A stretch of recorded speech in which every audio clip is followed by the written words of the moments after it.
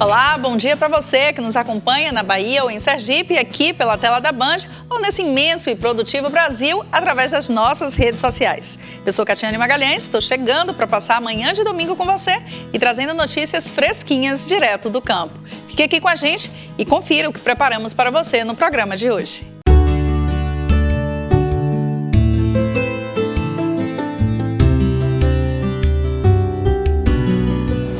Conflitos de terra na Bahia. Governo e produtores se unem para resolver o problema que afeta centenas de famílias do oeste ao sul da Bahia. Empresas de reflorestamento mostram como o cultivo sustentável de eucalipto pode contribuir para a manutenção dos recursos hídricos. É um fator extremamente importante para a manutenção dos ecossistemas, de grandes rios que abastecem as comunidades e também na manutenção dos nossos projetos florestais. Buerarema torna-se o mais novo polo da agroindústria familiar do estado. Presidente da Confederação da Agricultura e Pecuária, João Martins, recebe comenda 2 de julho. A Agroband traz entrevista exclusiva com o homenageado. Meu pai era produtor rural. Desde cedo eu comecei a trabalhar com meu pai, ajudando meu pai.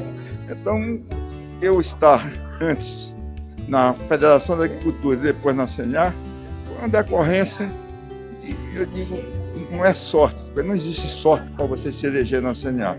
Existe trabalho. Bahia é responsável por mais de 80% da produção nacional de umbu, liderando o mercado brasileiro. Conheça as variedades produzidas no sertão baiano.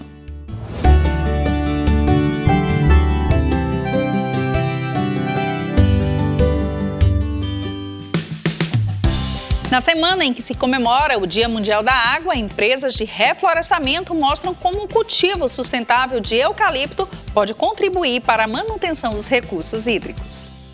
O cultivo de eucalipto, quando realizado de modo sustentável, pode ser um importante aliado na conservação dos recursos hídricos.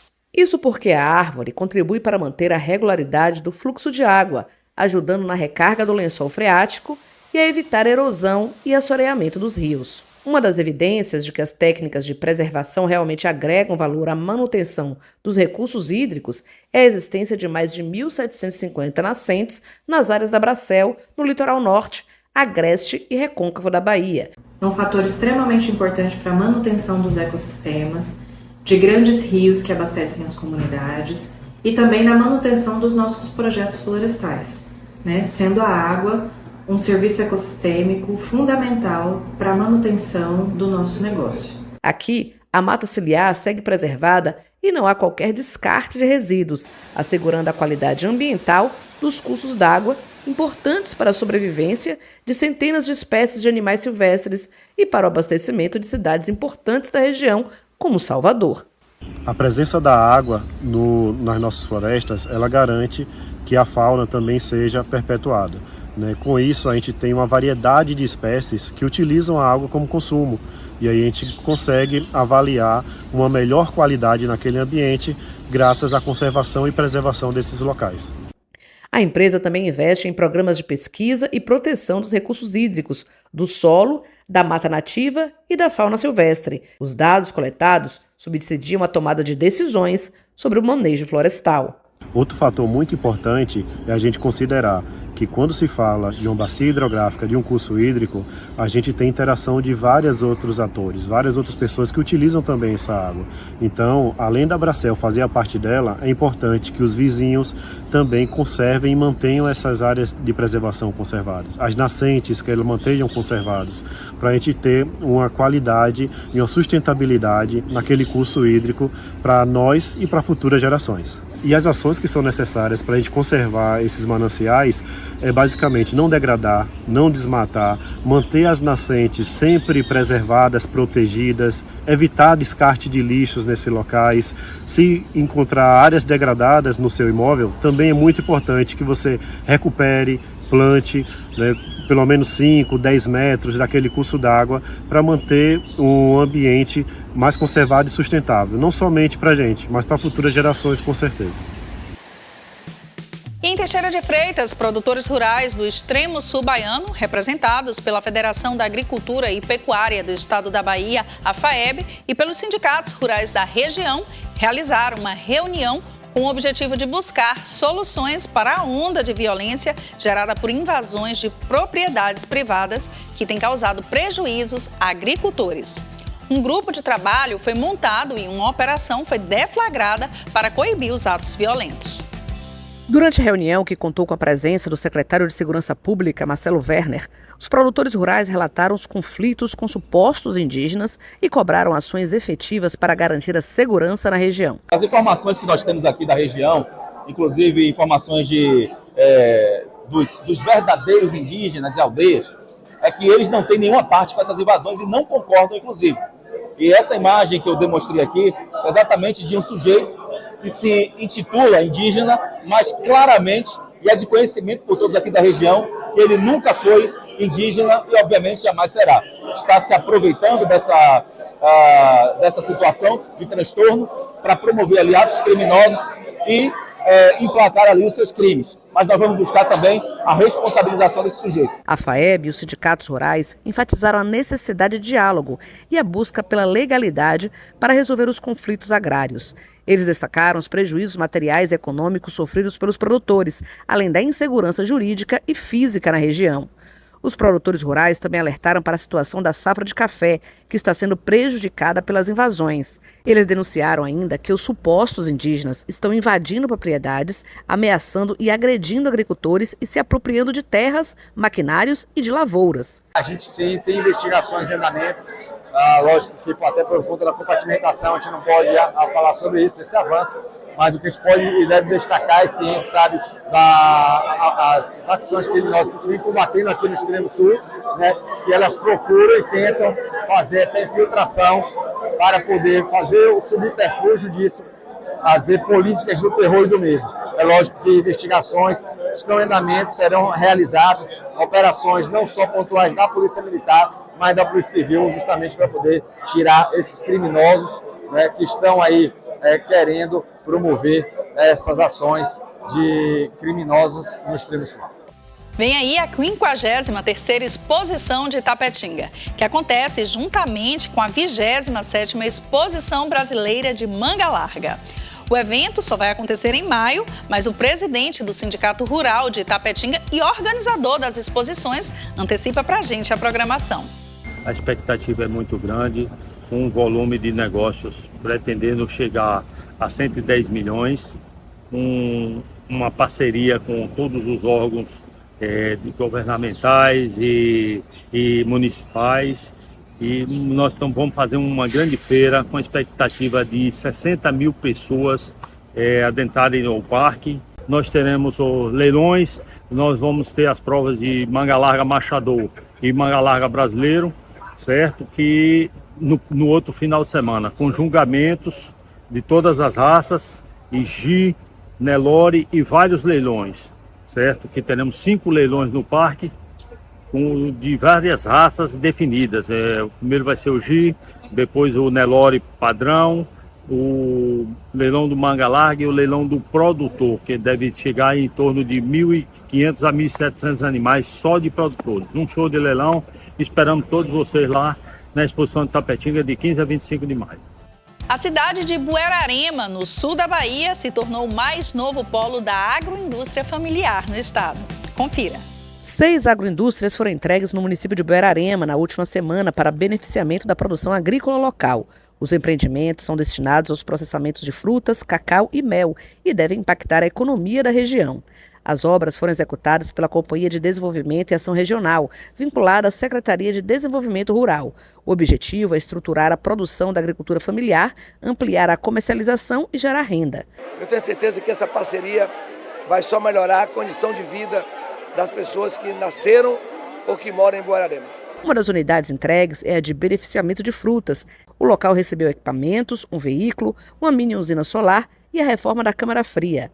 A capacidade de processamento é de 20 mil quilos de frutas por dia, com produção de polpas que serão comercializadas no Programa Nacional de Alimentação Escolar e no mercado direto ao consumidor.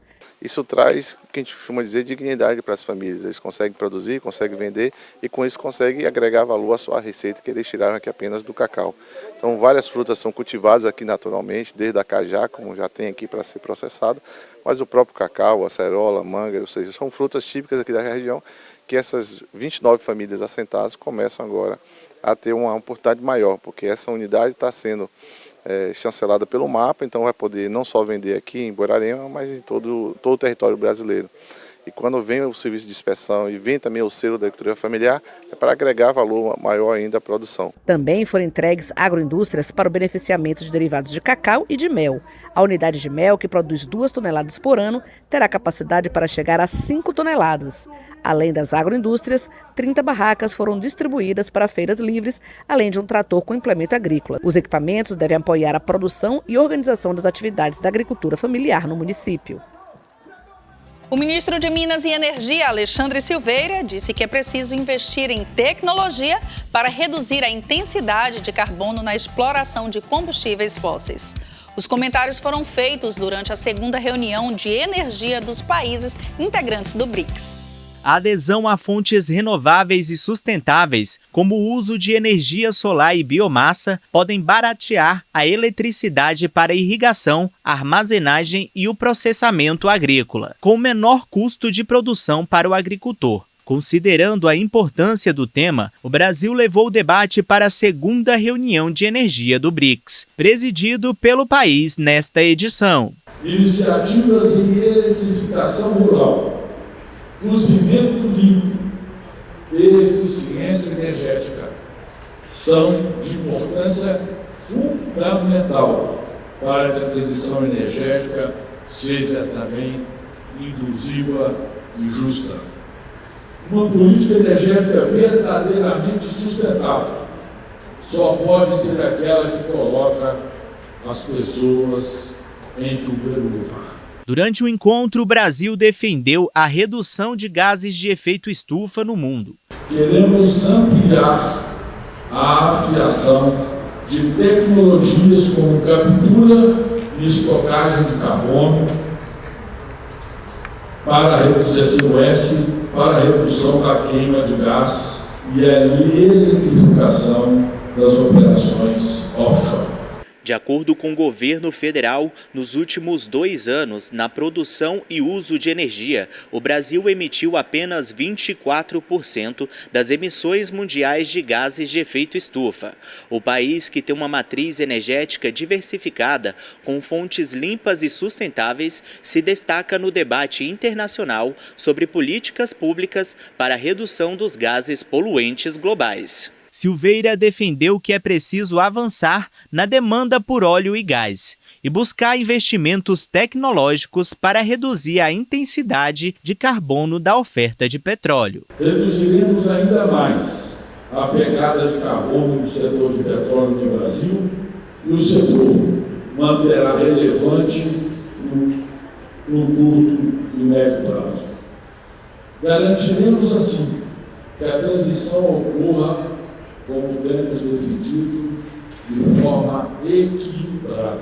Reforçar o diálogo entre os países para a eficiência da transição energética mundial sustentável é uma das metas do bloco. Não há como se resolver o problema da sustentabilidade, por exemplo, e da preservação planetária e da transição energética, portanto, sem que todos os países compreendam a sua responsabilidade nesse processo. Questionado sobre a licença para a exploração de petróleo na Foz do Amazonas, o ministro de Minas e Energia subiu o tom e disse que falta coragem do presidente do IBAMA para dialogar com o governo. Quem tem fome tem pressa.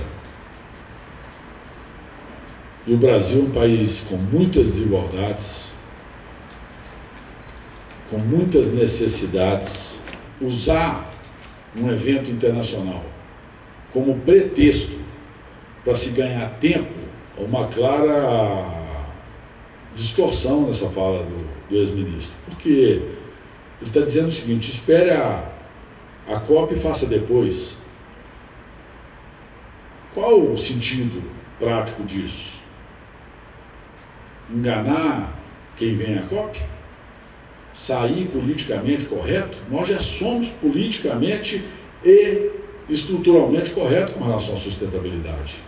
E no próximo bloco, a gente conversa com o presidente da Confederação da Agricultura e Pecuária do Brasil, João Martins, que essa semana foi homenageado com a Comanda 2 de Julho. Não saia daí, o Agroband volta já.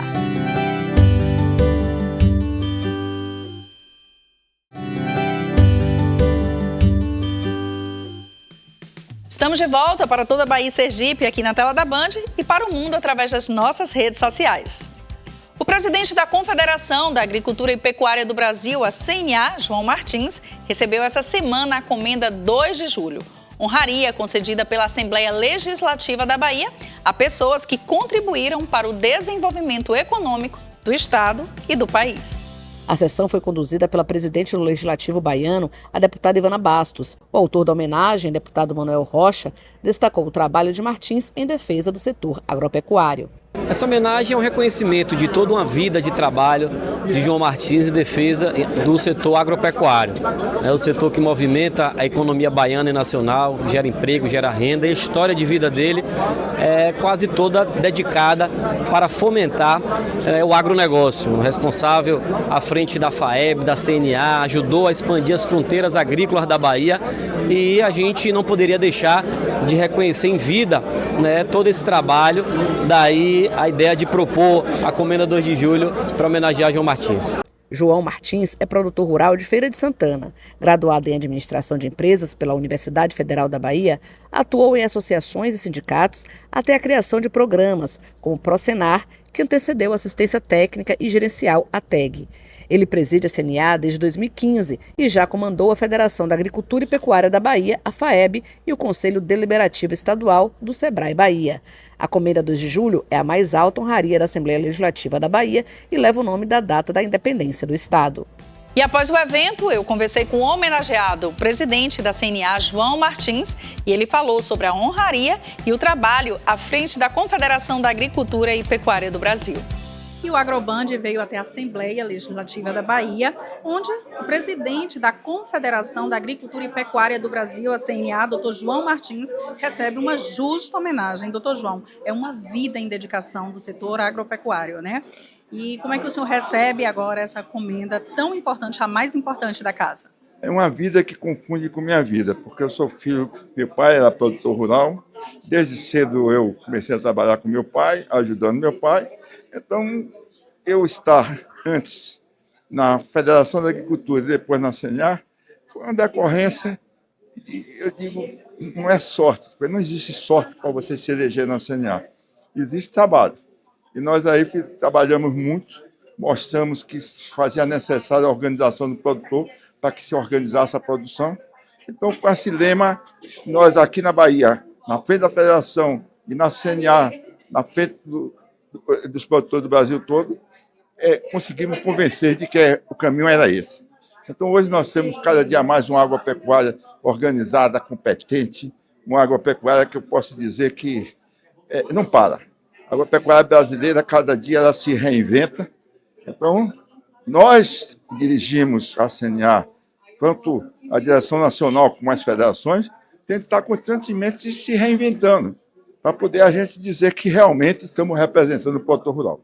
E como o senhor bem disse aí, são muitos serviços prestados, né? E apesar de tanto tempo, dessa trajetória toda, eu vejo que o senhor ainda tem muito fôlego, né? De onde vem tanta disposição e tanta inovação para continuar tocando esse setor?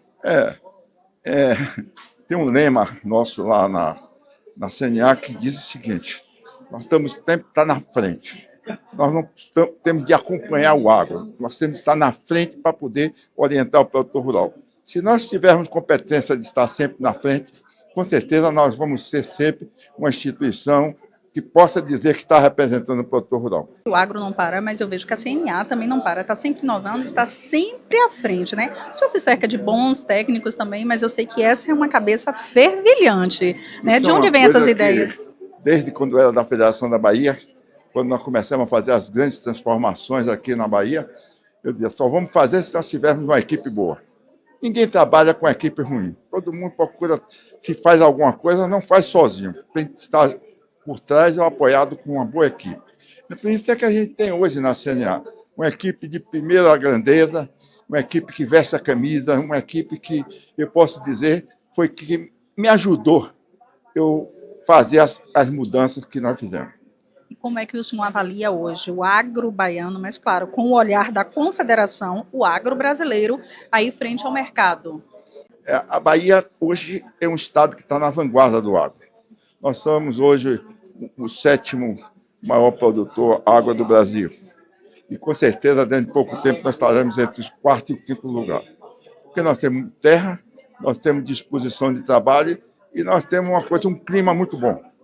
Nós não temos aqui geada, nós não, só temos, às vezes, um problema de seca, mas isso é uma coisa temporária.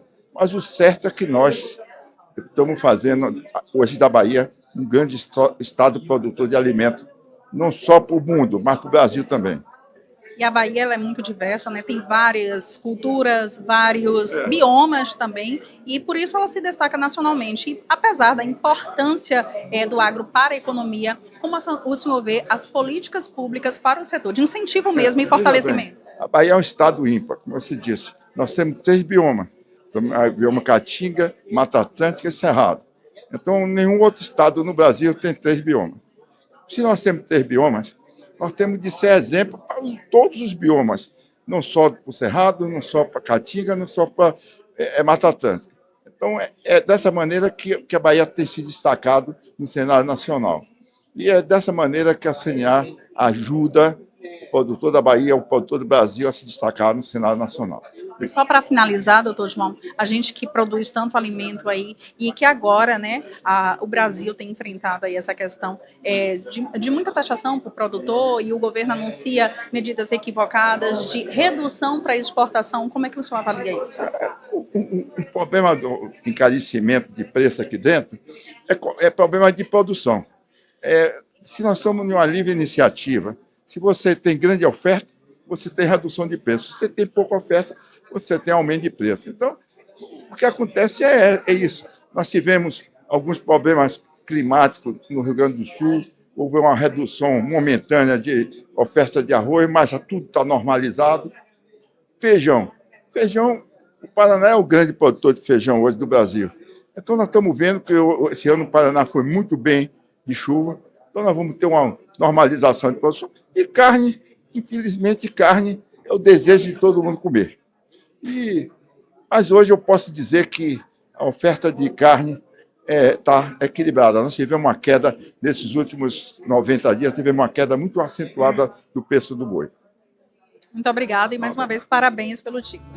E não saia daí, porque no próximo bloco você vai conhecer as variedades de umbu do sertão da Bahia. O Agroband volta em instantes.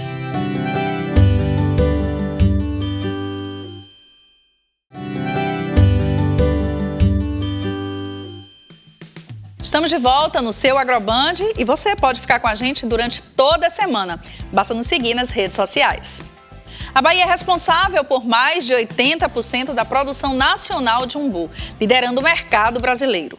O fruto típico da Caatinga tem a sua produção concentrada no verão, mas a colheita vai até maio. E para quem acha que todo tipo de umbu é igual, a repórter Alice Ávila mostra que não é bem assim. Uma fruta tipicamente sertaneja, que toma conta das ruas da cidade nessa época do ano.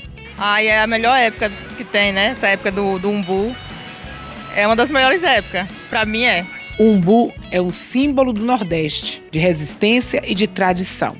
Eu trabalho com umbu desde meus 10 anos.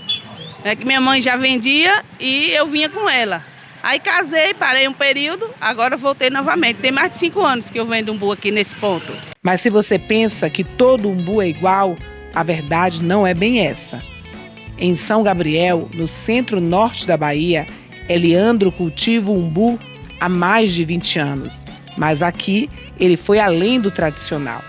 Desde 2002, testa novas variedades do fruto. Já apaixonado pelo umbu, iniciei esse projeto em 2002. Aí fui buscar as variedades daqui próximo ao nosso território aqui. A gente já encontrou na natureza esses frutos maiores e aí a gente chama de umbu gigante. Aí temos essa variedade que a gente está aqui do lado, que é de São Gabriel, aqui próximo, temos aqui. E temos a variedade ali de Tanquinho do Lapão, que são as que eu tenho mais plantas aqui. A Tanquinho do Lapão é fora do normal. Para mim é um dos melhores umbu gigante. Ele não é o maior, mas é o melhor.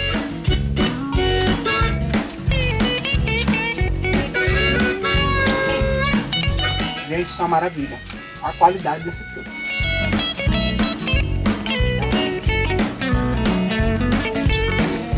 É um umbu que você consegue comer ele com casca e tudo, de tão gostoso que ele é. E até hoje eu nunca recebi uma reclamação de ninguém. Então é um produto de qualidade, né? Às vezes eu falo com ele que para fazer um plantio desse o cara tem que ser louco. Né? Como ele foi chamado de louco no início. Né? Que ele conseguiu trazer esse material para aqui e aí ele foi fazendo os enxertos. Ele plantava mamona, plantava milho e ele parou com toda essa cultura, né? Para entrar nesse ramo do umbu e graças a Deus deu certo e está dando certo. Caminhamos pela propriedade e já encontramos outras variedades. Ali atrás, umbu macaúbas. E aqui a gente já encontrou também, ó, um outro tamanho, mas também muito doce. Qual é o nome dessa aqui, Leandro? Essa aqui é uma variedade nativa daqui mesmo. Esse pé surgiu aqui, nasceu aqui, eu não quis modificar ele, eu coloquei algumas outras variedades enxertadas nele. Nessa planta aqui deve ter mais ou menos umas 10 variedades diferentes. Desde o gigante aos umbus pequenos também. Que a gente tem umbu pequeno aqui também. Temos um umbu de caixa também, temos um mini umbu. Temos aqui o lontra também, temos o macaúbas também. Ou seja, do gigante a gente tem em torno de umas 7 variedades aqui. Então, gente, essa planta aqui, um lugarzinho para sentar e nela a gente encontra praticamente todo tipo de umbu para a gente poder se deliciar. O produtor também conta com uma grande aliada, as abelhas. Exatamente, as abelhas são responsáveis pela polinização. E como são abelhas nativas aqui, essa aqui é a abelha tubi. Aí eu preciso delas para polinizar o fruto aí, para ter essa qualidade excepcional, o fruto de qualidade que a gente tem aí. Sem abelha não tem polinização. E aí por isso a gente coloca as abelhas aqui, distribui na área essas abelhas. E vamos aumentar mais ainda a quantidade de colmeias, para ter uma polinização melhor dos frutos. Hoje você acha que tem quantas colmeias, mais ou menos? Hoje eu estou com poucas, eu estou com umas 20 mais ou menos aqui, mas eu quero aumentar aí para umas 100 a 200.